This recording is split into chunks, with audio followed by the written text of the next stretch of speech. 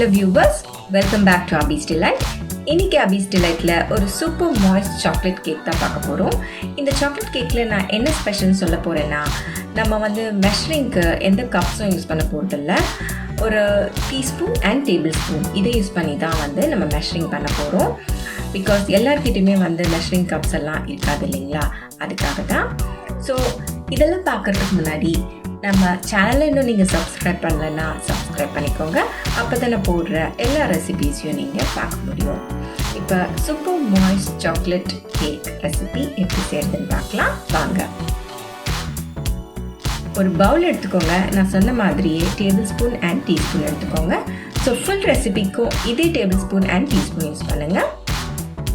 ஒரு ஜல்லடை எடுத்துக்கோங்க. இந்த பவுலில் வச்சுட்டு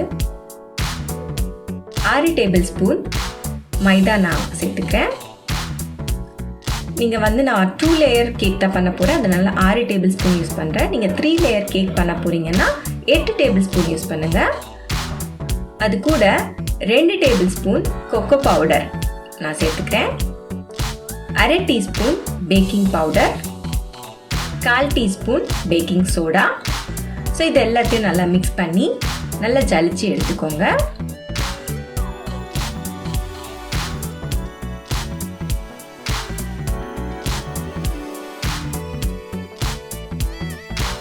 இதை ஜலிச்சு எடுத்துக்கோங்க. நல்லா மிக்ஸ் பண்ணி விட்டுடுங்க.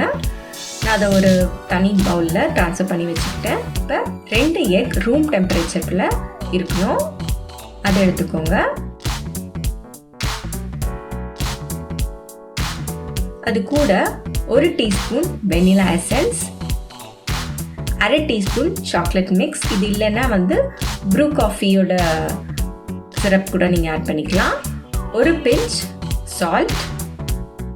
இப்போ இது நல்லா மிக்ஸ் பண்ணிக்கோங்க. எக் கண்டிப்பாக ரூம் டெம்பரேச்சரில் தான் இருக்கணும், இல்லைனா உங்கள் கேக் ரைஸ் ஆகாது.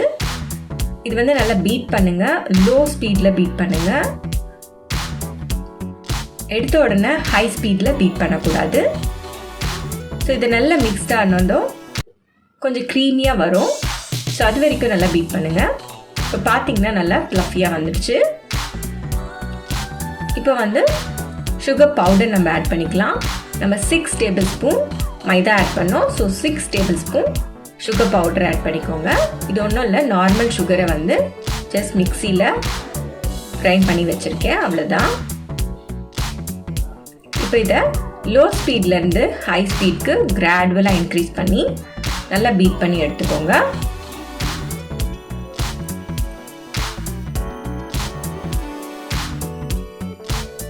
இப்போ இது நல்லா ஃப்ளஃபியாக வரணும், க்ரீமி கன்சிஸ்டன்சியில் வரணும்.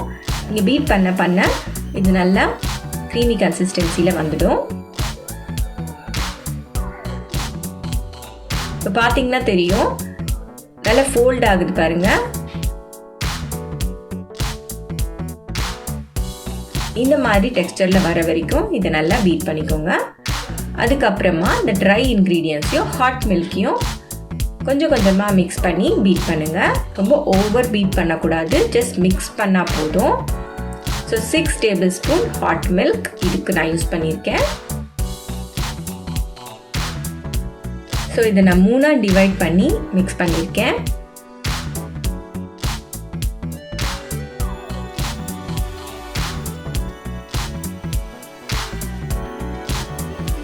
இது கூட 2 டேபிள் ஸ்பூன் வெஜிடபிள் ஆயில், நம்ம சாதாரணமாக வீட்டுக்கு யூஸ் பண்ணுற ஆயில் தான்.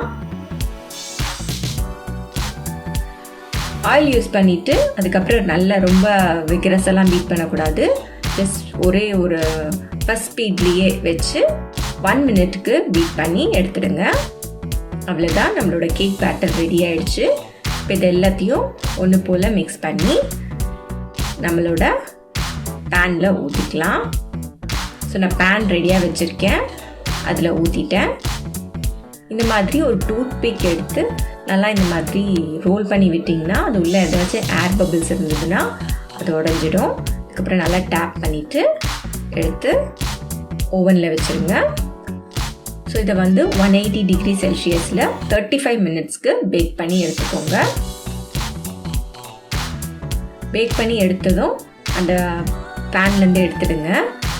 இந்த ஓவன்லேருந்தும் எடுத்துடணும், இல்லைன்னா வந்து அது நல்லா முருகலாக அந்த மாதிரி ஆகிடும் இந்த கார்னர்ஸ் எல்லாம். ஸோ அந்த கிறிஸ்பினஸ்லாம் வந்து அவாய்ட் பண்ணுறதுக்காக நம்ம உடனடியாக எடுத்துடுங்க. நம்ம பட்டர் பேப்பர் போட்டிருக்கிறதுனால அது ஈஸியாக அந்த மூல்லேருந்து வெளியே வந்துடும். பார்த்திங்கன்னா தெரியும் எவ்வளோ ப்ளஃபியாக வந்திருக்கு பாருங்கள் நம்ம கேக்கு. நம்ம பாதி தான் ஊற்றினோம். ஸோ நல்லா டபுளாக ரைஸ் ஆகி வந்திருக்கு.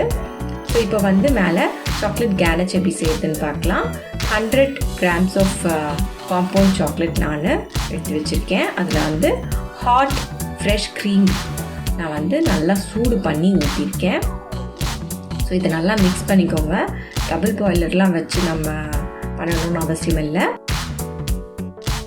நல்லா ஹீட் பண்ணிவிட்டு ஃப்ரெஷ் க்ரீமை ஜஸ்ட் ஆட் பண்ணுங்க போதும்.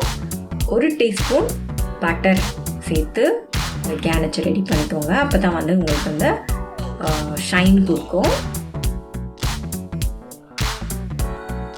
இதை நல்லா மிக்ஸ் பண்ணி இதை நல்லா ஆற வச்சுருங்க. சூடாக எடுத்து கேக் மேலே ஊற்றிடாதீங்க.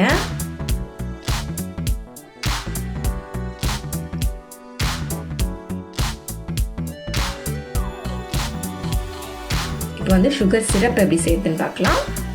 ஒரு சின்ன கப் எடுத்திருக்கேன். அதில் நான் 2 கப் தண்ணி ஆட் பண்ணியிருக்கேன். அதில் 1 கப் சுகர் ஆட் பண்ணியிருக்கேன். இது வந்து நல்லா சர்க்கரை வந்து நல்லா டிசால்வ் ஆகணும். நல்லா கரைஞ்சிட்டு ஒரு பாயில் வந்ததுக்கப்புறம் ஆஃப் பண்ணிவிடுங்க. ஆஃப் பண்ணிவிட்டு இதை கூல் பண்ணி எடுத்து வச்சுக்கோங்க. இதை நீங்கள் ஃப்ரிட்ஜில் கூட எடுத்து வச்சுக்கலாம். நீங்கள் எப்போ கேக் செய்யும் போதோ யூஸ் பண்ணிக்கலாம். அவ்வளோதான், நம்மளோட சுகர் சிரப் ரெடி. இப்போ வந்து இந்த கேக்கை நம்ம 2 ஹாஃபாக டிவைட் பண்ண போகிறோம். அதுக்கு நான் இந்த மாதிரி ஒரு நைஃப் எடுத்திருக்கேன். ஸோ இதை வந்து கார்னர்ஸை ஃபஸ்ட்டு கட் பண்ணிக்கோங்க. எடுத்தெடுப்பில் ஃபுல்லாக உள்ளே விட்டு கட் பண்ணிங்கன்னா கண்டிப்பாக கரெக்டாக வராது. ஸோ கார்னர்ஸை ஃபஸ்ட்டு ரவுண்டாக கட் பண்ணிவிட்டு அதுக்கப்புறமா உள்ளே விட்டு மேலே கேக்கை அழுத்திட்டு கட் பண்ணிங்கன்னா ஈக்குவலாக டிவைட் ஆகிடும்.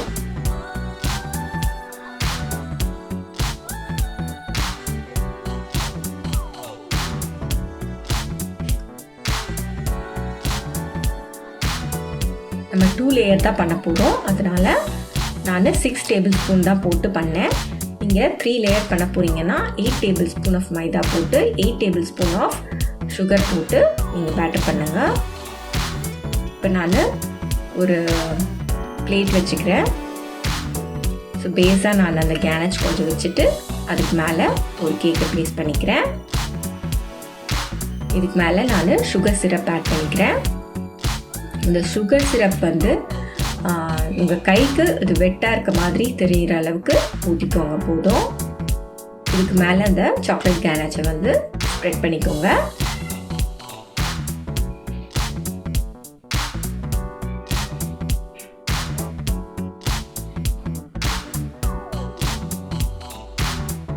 ஸ்ப்ரெட் பண்ணிவிட்டு இப்போ வந்து மேலே மறுபடியும் இன்னொரு லேயரை ப்ளேஸ் பண்ணிடுங்க.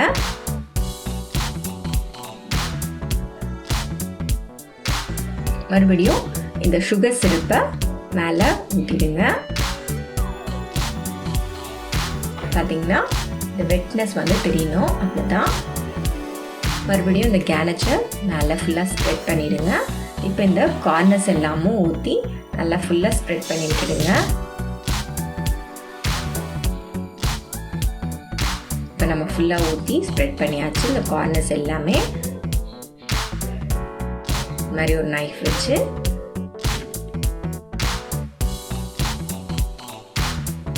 ஃபுல்லாக ஸ்ப்ரெட் பண்ணி விட்டுக்கிறேன்.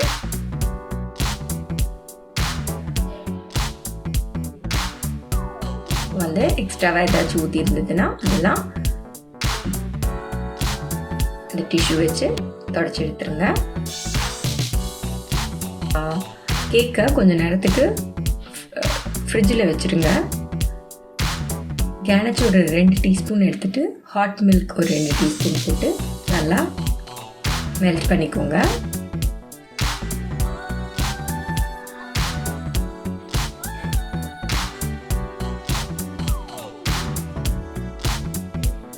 அந்த கேக் வந்து ஒரு 1 ஹவருக்கு நான் ஃப்ரிட்ஜில் வச்சு எடுத்து வச்சுருக்கேன். இதுக்கு மேலே நம்ம மெல்ட் பண்ண சாக்லேட்டை இது மேலே ஸ்ப்ரெட் பண்ணுங்கள். மேலே ஊற்றி ஸ்பூனில் வச்சு எதுவும் பண்ண வேண்டாம். நீங்கள் அப்படியே மேலே ஊற்றுனீங்கன்னா போதும். அதுவாக வந்து ஸ்ப்ரெட் ஆகி கீழே போயிடும். ஸோ நல்ல ஒரு ஃபினிஷ் உங்களுக்கு கிடைக்கும். எக்ஸ்ட்ராஸ் எல்லாமே வந்து இந்த டிஷ்யூ பேப்பர் வச்சு வைப் பண்ணி எடுத்துருங்க. நம்ம டெக்கரேஷனுக்கு வந்து சுகர் பால்ஸும் சாக்லேட் சிப்ஸும் அந்த கார்னர்ஸில் போடுறேன்.